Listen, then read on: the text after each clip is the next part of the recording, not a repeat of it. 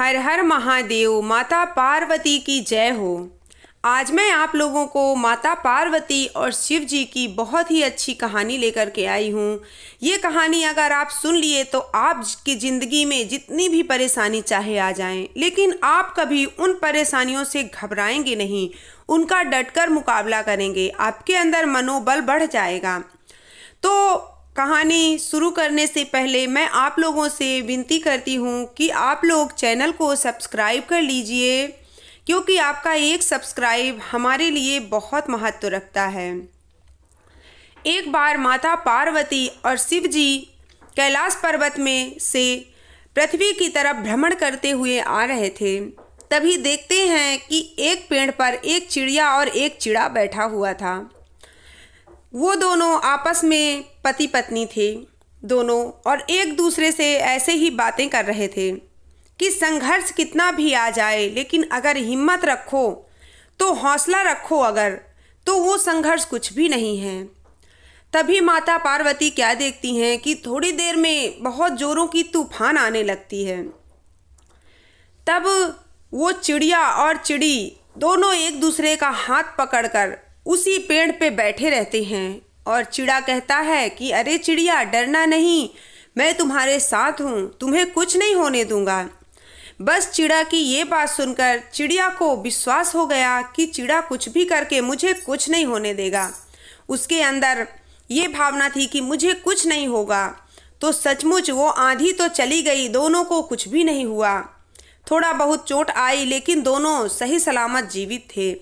तब माता पार्वती ने शिव जी से कहा कि हे नाथ, मेरे मन में एक सवाल उठ रहा है, आप मुझे उसका उत्तर बताइए।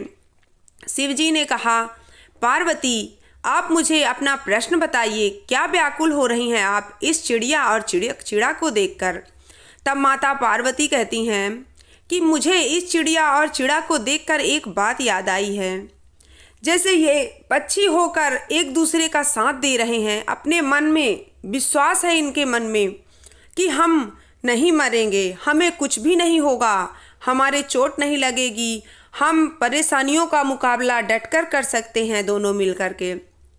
उसी प्रकार इंसान के मन में क्यों ये भावना नहीं रहती है, क्यों वो एक दूसरे पर विश्वास नहीं करते हैं, ये क्या कारण है। उनके मन में अपने खुद पर विश्वास होना चाहिए कि मैं ये कर सकती हूँ, कर सकता हूँ, तभी मनुष्य आगे बढ़ सकता है। स्त्री हो या पुरुष, कोई भी हो, अपने आप में विश्वास रखना चाहिए। तब शिव जी उनको एक कहानी सुनाते हैं। कहते हैं, पार्वती, मैं तुमको एक कहानी सुनाता हूँ। बहुत समय पहले एक जमींदार था और एक किसान था। किसान ने जमींदार से बहुत सारा पैसा उधार लिया हुआ था, और उसका ब्याज बढ़ते ही जा रहा था, बढ़ते ही जा रहा था। उस किसान की एक बेटी थी। उस बेटी के पालन पोषण के से इतना नहीं बचता था कि जिससे किसान उस जमींदार का पैसा वापस कर सके। उसका बहुत ज़्यादा पैसा उधार हो चुका था, और जो जमींदार था वो काला कलूटा सा, उसकी आधी से ज़्यादा उम्र निकल चुकी थी। वो हमेशा आता, तगादे पे तगादा करता, किसान के घर में आकर के उससे कहता कि मेरा पैसा वापस कर दो। एक दिन की बात थी, वो किसान के घर आया अपना पैसा मांगने। तभी देखता है कि किसान की बेटी आंगन में बैठी हुई थी। उस जमींदार की निगाह किसान की बेटी पर पड़ गई। जब किसान की बेटी को देखता है तो वो उसे देखता ही रह जाता है। उसकी बेटी बहुत खूबसूरत थी। अब वो किसान के पीछे पड़ जाता है कि किसान, अगर तुम अपनी बेटी का विवाह मेरे साथ करवा दोगे तो मैं तुम्हारा सारा ऋण माफ़ कर दूंगा। लेकिन किसान ये बात सुनते ही आश्चर्य में पड़ जाता है और सोचता है कि मेरी इतनी खूबसूरत बेटी है और इस बुढ़े कलूटे के साथ मैं कैसे अपनी बेटी का विवाह कर दूं। उसने मना कर दिया। तब जमींदार ये शिकायत लेकर के सरपंच के यहाँ पहुँचा, जहाँ पर पंचायत बैठती है। वहाँ बोला, अगर यहाँ पंचायत में वो लोग कह देंगे कि तुम्हारी बेटी से मुझे शादी करनी है तो करवानी पड़ेगी।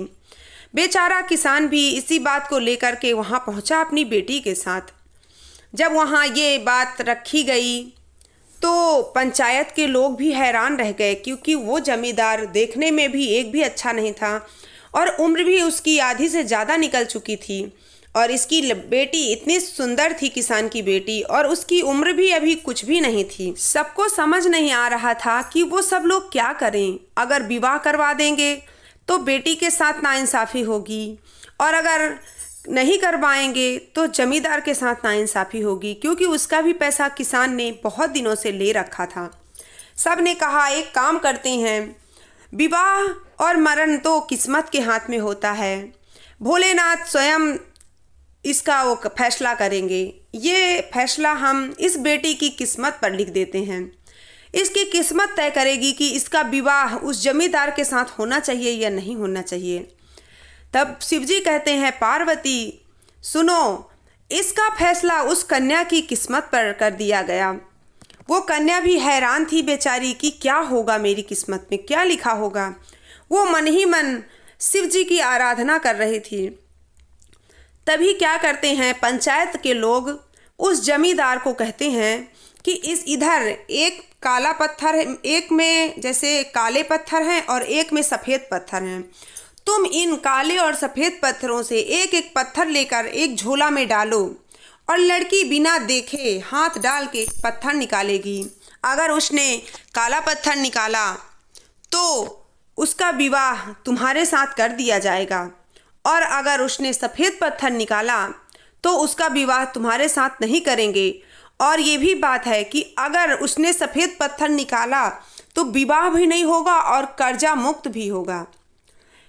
बेचारी लड़की तो देखती रही कि कोई बात नहीं, वो तो शिवजी की आराधना में लगी थी।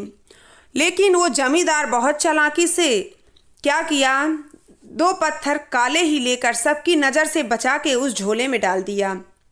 और उसको झोले में डालते उस काले दोनों पत्थर को उस लड़की ने देख लिए। अब उसके सामने ऐसे होने लगा कि अगर मैं बता दूंगी कि इसने काले पत्थर रखे हैं तो ये जमींदार और गुस्सा हो जाएगा, और पंचायत से जाने के बाद मेरे पिताजी से रोज़ ये झगड़ना चालू करेगा। और अगर नहीं बताऊंगी तो मुझे इसके साथ ही विवाह करना पड़ेगा, क्योंकि इसमें दोनों काले पत्थर हैं। मैं करूँ तो क्या करूँ। फिर उसने भगवान को सुमिरना चालू किया और भगवान से कहा कि भगवान ये कैसी परीक्षा है मेरी। फिर उसने नहीं बताया, और उसने क्या किया, झोले में हाथ डाला और एक पत्थर निकाला, और एक पत्थर निकाल करके वो जानबूझकर फिसल के गिरने का नाटक करती है, और उस काले पत्थर में उसका हाथ पड़ जाता है। और वो जो काला पत्थर निकालती है वो काला पत्थर उसी पत्थर में मिल जाता है। तब सब लोग हैरान रह जाते हैं और सब देखते हैं कि अरे अरे ये तो गिर गई, इसका पत्थर तो नीचे गिर गया, इन सारे पत्थरों में मिल गया। अब ये कैसे पता चलेगा कि इसने क्या पत्थर निकाला था, कौन सा पत्थर निकाला था। तब लड़की कहती है पंचायत में कि आपने कहा था कि अगर मैं काला पत्थर निकालूंगी तो मुझे विवाह करना पड़ेगा, और अगर मैं सफ़ेद पत्थर निकालूंगी तो मुझे विवाह भी नहीं करना पड़ेगा और कर्जा मुक्त भी हो जाएगा। और आपने इस झोले में 2 प्रकार के पत्थर डाले थे, काला और सफ़ेद, तो एक तो मैंने निकाल लिया, एक तो अभी भी इस झोले में पड़ा है। तो आप लोग स्वयं देख लीजिए कि इस झोले में किस रंग का पत्थर है। अगर काला हुआ तो मैंने सफ़ेद निकाला था पत्थर, और अगर सफ़ेद हुआ तो इसका मतलब मैंने काला पत्थर निकाला था। ये सारी बात पंचायत को समझ में आई। सबने देखा तो उसमें काला पत्थर था। सबको यकीन हो गया कि उस कन्या ने सफ़ेद पत्थर निकाला था। अब ये बात जमींदार को हजम नहीं हो रही थी कि ये क्या कर दिया इस लड़की ने, कैसे चालाकी से अपने आप को बचा लिया। तब इस कहानी से हमें ये सीख मिलती है कि कितनी भी कठिन परिस्थिति आ जाए, अगर हम अपने आप में कोई भी अपने आप में फैसला करने के लिए मजबूत हैं, अपने आप में विश्वास करते हैं कि हम ये कर सकते हैं और हम वो काम कर लेते हैं, कितनी भी कठिन परिस्थिति आए हमारा कुछ भी नहीं बिगाड़ सकती। अगर वो उस टाइम वो लड़की झल्ला जाती मैं तो उसका कुछ भी नहीं होना था, वो काला पत्थर निकालती और उसे विवाह करना पड़ता। इसलिए शिव जी कहते हैं कि पार्वती अब तो तुम्हें समझ आ गया कि इंसान भी इसी प्रकार है, अगर विश्वास करे चाहे अपने ऊपर और चाहे अपने साथी के ऊपर तो उसकी ज़िंदगी खुशियों से भर जाती है। तो दोस्तों, मेरी ये कहानी आपको कैसी लगी मुझे कमेंट में ज़रूर बताइएगा। हर हर महादेव, माता पार्वती की जय हो।